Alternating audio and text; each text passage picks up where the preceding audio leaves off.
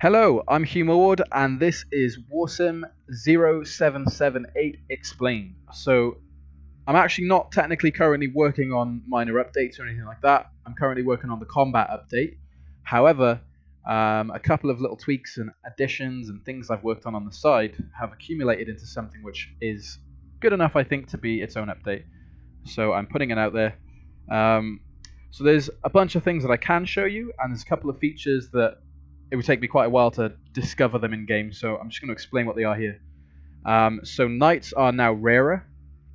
Previously, there were certain upgrades that could gain you significant numbers of knights and really kind of broken how you got them. So knights have been significantly made rarer. Now they're a lot harder to find in the game. Upgrades that give them in a much smaller quantity. Um, So that's that. I've gained 20 new sound effects that have been added to the game. I'm planning to add quite a few more as time goes on from a big list from a person called Kafofo who sells packs of sound effects on itch.io. I could get some more in the future, but currently I've just gotten a sort of human sounds pack, which I've used for throne room related things. I played a let's play of the game yesterday called Dev Plays, and I encountered actually about 14 bugs in that. So all of those bugs are now fixed, including the goblin drinking bug I encountered, and tons of other bugs have been patched thanks to a lot of friendly suggestions from people who've played the game. And finally, for tree men and ents, it's now possible for them to have the first name Lebranche. You're welcome. Okay, so other than that, there's a couple of things I can actually show you. So without any further ado, let's have a little look. I start a new game. I'm going to choose a preset race pack, and what you'll see is we have the Halloween pack. So the Halloween pack is made up of a bunch of spooky races. I could get a list of what they are up, but I can't be bothered. So previously the Halloween pack had to be added manually, but now everyone's going to have it by default, and it's going to be there forever. And next Halloween, when you've all forgotten about it, I'm going to claim it's fresh again and get that sweet karma. So other than that, we've got troop color system, a new little addition to Smallhaven, the weather test, higher screen, and the ability post upgrade. So I'm going to have a look at. So let's start simple. If we go to actually, I'm going to need some money, so I'm going to cheat some money in. If we go to concept art, don't ask me why I've plopped it in there. We've got the weather test system. So here you can come through, press 20, and you'll get a random graphic related to the approach system that's been developed. If you want to have a look at it yourself, feel free. Other than that, what else have we got? Let's see. So troop color system. So I'm going to explore. Hopefully we'll find somewhere. All right, we've got the Slavers Fort. Perfect. I'm going to hire everyone I can because I don't want to lose this fight. This is just a test. Let's free all our slaves. There you go. Turn them into troops I can actually use. And let's go back and let's fight the Slavers Fort. And hopefully I can show you this new system. So previously, or you might have seen it in my recent Let's Play, but that was because I'm playing on my own little secret dev version. But it's not currently in the game. Currently, prior to this update, after a battle or during a battle, all the troops displayed, it's just a massive monotone grey list. But now I've gated it so that any of your own troops dying are coloured red, and enemy troops are coloured green. So you can now very easily see what's sort of going on in the battle. So let's attack the Slavers Fort. Send everyone. And here we go. Perfect. So see this big bright red here for our own dead slave soldiers. And for the slavers who died, they're coloured green. And that'll be the same for all battles, including you getting attacked.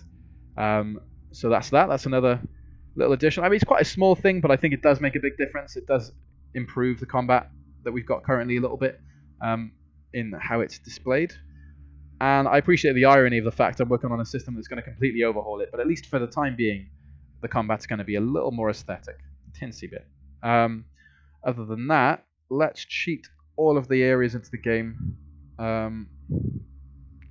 Let's go to the west. Let's go to Smallhaven. So there's actually been a new location added in Smallhaven. I added this so I could test the new laughing sound effects I added. So it's just a guy that laughs whenever you speak to him.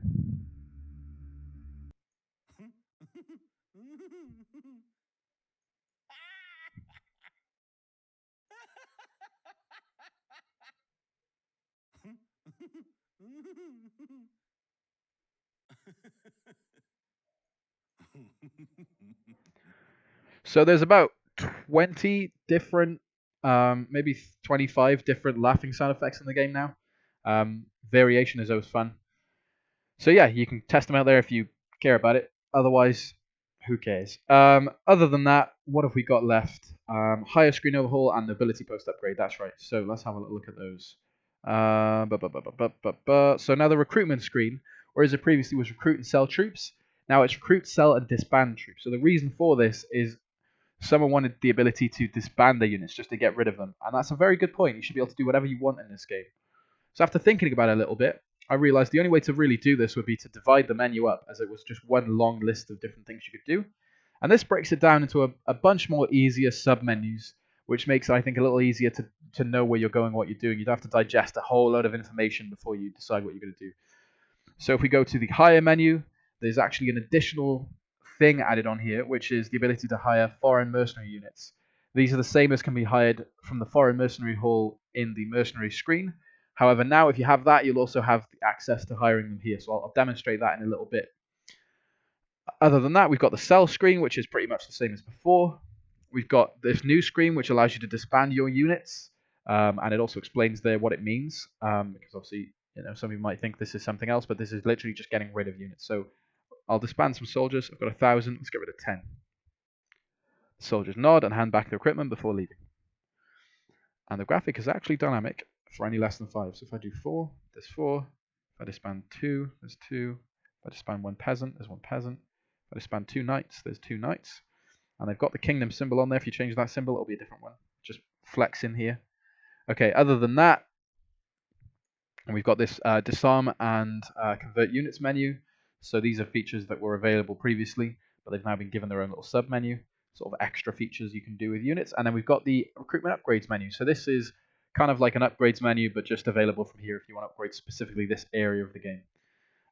So everything is the same as can be found elsewhere. We've got the militia recruitment signs, we've got the nobility quarters, the foreign mercenary hall, and the recruitment hall. So I'm going to use the foreign mercenary hall just for the demonstration later. There's also a new thing called market favor. It can only be bought here, and market favor just increases the odds of getting a good price. So what does that even mean? Because prices are fixed. Well, they're not anymore. So at the start of a game, normally peasant price and just peasant price is randomized. But now also soldier and knight price is randomized. They have a minimum maximum cap, and what will happen is every single turn, the price for each unit, the peasants, the soldiers, and knights, will either go up or down by a set number of gold. So for peasants, it's 1 and -1. For soldiers, it's between 1 and 3 and -1 and -3. And for knights, it's between 3 and 6 and -3 and -6. So you'll see the prices sort of dip and dive, and if you don't really pay attention for a couple of years, you might notice suddenly a big difference for the better or worse. So market favor is essentially bribing these people to give you generally better prices overall, and eventually, if you max that out, which I believe is 15k for the final upgrade, you end up getting basically all the prices will consistently drop over time. So you'll end up getting a lot of cheaper units. I may check how this goes in the future, maybe add a little bit of a timeout to it, or so that this upgrade fades out of working, because it's possibly a little overpowered otherwise, but we'll see how it goes. And you'll notice actually now we've got the ability to, or at least future, the ability to hire the units. Currently there's none there because it's a fresh game, so we haven't actually spawned any of our foreign mercenaries. But if I end turn, still wish to move on, and let's witness this attack. So not such a good one for us, but again you can see it in full swing.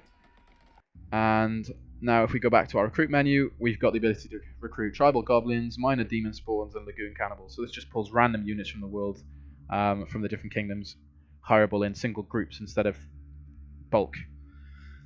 And let's do the market favor. And so the final thing to really address here is the nobility post. So what was previously the nobility quarters, which gives you, I believe, 1 to 5 knights per turn, and up to 1 to 100, I think, or something absurd like that. This has been significantly nerfed in line with 2 things. So one is not being able to upgrade at a really low level. When you start a game and you've got a lot of money, it's still not enough to upgrade because upgrades are very expensive. Well, I want to break them down. I want a lot more upgrades to be bought at lower levels, even if it means you're not getting as good upgrades. So the nobility post, the first level of it can be purchased for only 150 gold, which is very, very cheap. And that gives you a 1 in 20 chance of recruiting a knight each turn, which means in 20 years you'll get a knight that you can maybe sell for 250 and make a profit. It's not very good. Beyond that, we've got the large nobility post, which is only 300, and that's double, so that's 1 in 10 chance. So every 10 years, in theory, you'll get a knight. Okay, then we've got the large oh wait, did I just do the wrong thing? Here we go. So then we've got the basic nobility quarters, which is 1k, 1 in 3 chance of recruiting a knight each turn. So let's do it again. 1 in 2 chance for the small nobility quarters. And we've got a 2 in 3 chance of recruiting a knight for the standard nobility quarters. Extended quarters is 1 in 2 per turn, and finally advanced quarters 2 to 3. Oh wait, you've got another one, and grand quarters 3 to 5. So the max you can possibly get after all of those upgrades is 3 to 5 knights per turn, thanks to the new nerf system. And yeah, that is basically more or less everything. Obviously, there's a lot of small fixes and other minor features that I'm not delving into, but the bulk of it has been explained. So that is Warsim 0.778. I do miss 777. It's a pretty cool number to be chilling on there, but here we are. So thanks for watching, guys. The update's going to be rolled out on Steam and itch.io probably about the time this video's out, so if you're watching it, it's available. Hope you enjoy it. If you come across any bugs, any feature suggestions, anything at all, hit me up on any of the platforms that it's available on or that you see it being talked about on. Reddit, Steam, itch.io, wherever. I'll be about. Thanks for watching, guys. I hope it was helpful.